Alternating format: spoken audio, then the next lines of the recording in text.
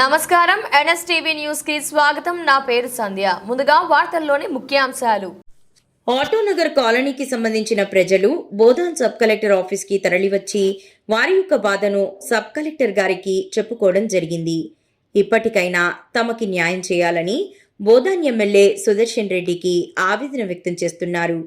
ఓట్ల కోసం మాత్రం నాయకులు వచ్చారు, కానీ మా సమస్యను ఎవ్వరూ పట్టించుకోవడం లేదంటూ వారు ఈరోజు వారి యొక్క ఆవేదన వ్యక్తం చేశారు. ఇప్పటికైనా తమ బాధని అర్థం చేసుకొని మాకు తగిన న్యాయం చేయగలరని బోధాన్ ఎమ్మెల్యే రెడ్డికి మరియు సబ్ కలెక్టర్ మున్సిపల్ కమిషనర్ గారికి 2 చేతులెత్తి నమస్కరిస్తున్నామన్నారు.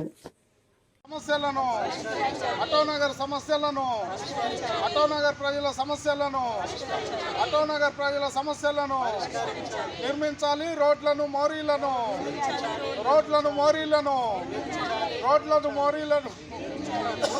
ముళ్ళ పొదలను వెంటనే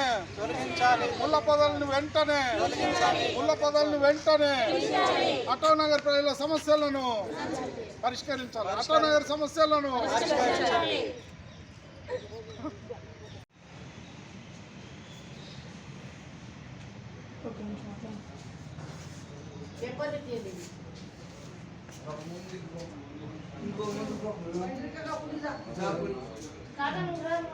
సుదర్శన్ రెడ్డి గారికి విన్నపం చేస్తున్నాం.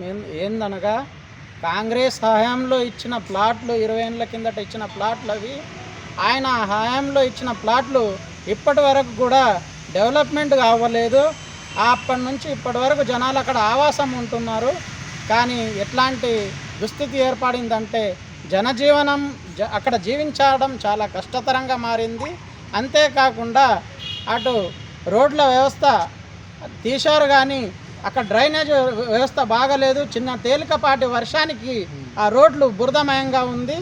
రీసెంట్గా గుంతలు రోడ్లకు ఏర్పడి 2 కాళ్ళు ఫ్రాక్చర్ కూడా జరిగింది. ఆ చుట్టుపక్కల గడ్డి పెరగడం వల్ల అది మళ్ళీ పాములు 2-3 గరవడం జరిగింది.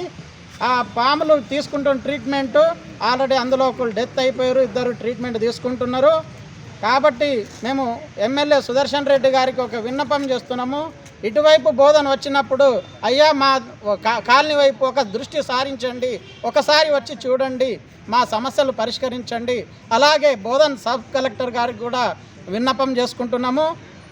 అదే సమస్యను ఒకసారి రండి సార్, మేము దయచేసి మేము ఎట్లా జీవిస్తున్నాము, ఎట్లా ఉంటున్నాము ఆ కాలనీలో, ఆ బురదలో వర్షం పడితే మొత్తం నీళ్లు నిండిపోతున్నాయి. పక్కన ఇళ్లలో అసలు బయట నడవడానికి స్థలం లేదు.